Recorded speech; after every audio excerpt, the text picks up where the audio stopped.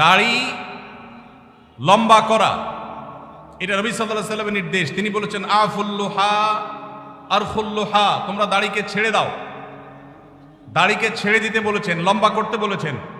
সাহাবীদের মধ্যে এক মুষ্টির পরে, বুখারীর হাদিসে এক মুষ্টির পরে অতিরিক্ত অংশ কাটার বিষয়টা সাব্যস্ত আছে। এর আগে এক মুষ্টির আগে সাহাবীদের কারো কাছ থেকে, নবী সাল্লাল্লাহু আলাইহি ওয়াসাল্লাম থেকে কোনো হাদিসে দাড়ি কাটা ছাটার কোনো প্রমাণ নাই। এই জন্য সারা বিশ্বের প্রায় সব উলামায়ে ইকরাম একমত যে দাড়ি লম্বা করা ওয়াজিব। কিছু ইখতিলাফ আছে, আরবের কিছু আলেমদের ভিন্ন মত আছে। বেশিরভাগ আলেমদের মতে হলো দাড়ি লম্বা করা কি ওয়াজিব। ইজিপশিয়ান কিছু আলেমদের ভিন্ন মত আছে, আরো কিছু আলেমদের ভিন্ন মত আছে। বাকি মেজরিটি আলেমদের মত হলো ওয়াজিব।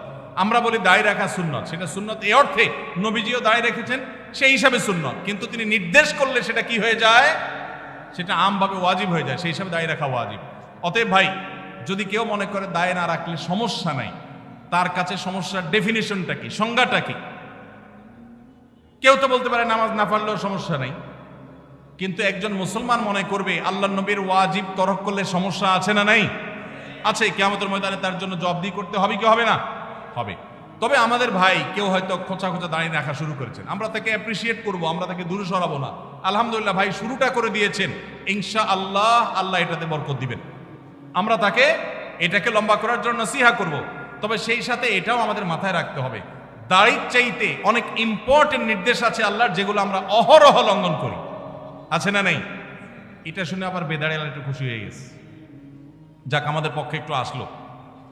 ভাইরা আমার, দাড়ি রাখা ওয়াজিব, সেটা নিয়ে কোনো আলাপ নাই, সেটা নিয়ে কোনো ছাড় নাই। কিন্তু পাশাপাশি আমাদের এটাও মাথায় রাখতে হবে যে আল্লাহর অন্যান্য ফরজ বিধানগুলো মানতে হবে। অনেকে লম্বা দাঁড়িয়ে আছে, মুখ খারাপ করে, আছে না নাই?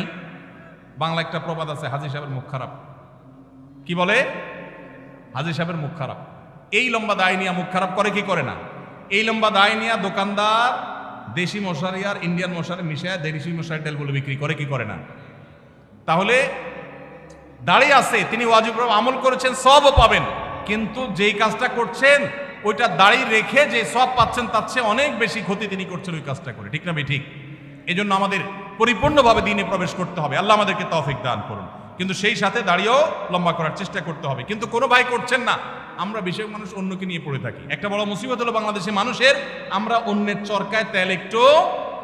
আমাকে আল্লাহ দাড়ি রাখার তৌফিক দিয়েছে, আলহামদুলিল্লাহ। আমি এখন চিন্তা করবো আমার আখলাকটা ঠিক হয়েছে কিনা, আমি বউরে বাসায় গালি দিই কিনা, আমি কর্মচারীদের সাথে চালের মতো ব্যবহার করি কিনা, আমি মানুষের হক মারি কিনা, আমি দেখবো আমার বাকি আর কোথায় ল্যাকিংস আছে সেটা আমি দূর করব। আমি দাঁড়িয়ে আছে, এই জন্য যার দাড়ি নাই তারে খোঁচা মারি করি আমি। এটা তো কোনো মুসলমানের কাজ হতে। আমি চাইবো আমার ভাইয়ের দাড়ি লম্বা হোক, কিন্তু সেই সাথে আমি চাইবো আমার আরো যে দুর্বলতা আছে সেগুলো যেন দূর হয়। আল্লাহ আমাদেরকে আমলের তৌফিক দান করুন। মেসেঞ্জার গ্রুপ চ্যাটিং এ SMS এর মাধ্যমে ইজাব কবুল হয়েছে। দুজন সাক্ষীও ছিল মেসেঞ্জারে, কোনো মোহর উল্লেখ করা হয়নি। এখন বিবাহ হয়েছে কিনা? মেয়ের বয়স 13 বছর। আজকাল আমাদের অনেক যুবকরা আল্লাহর শরীয়তের সাথে তামাশা করে। তামাশা, এগুলো আল্লাহর শরীয়তের সাথে কি তামাশা। দিন কোনো ফাইজলামির নাম না ভাইরা আমার, সিরিয়াস ইস্যু। অনেকে আল্লাহকে সাক্ষী রেখে বিয়ে করে।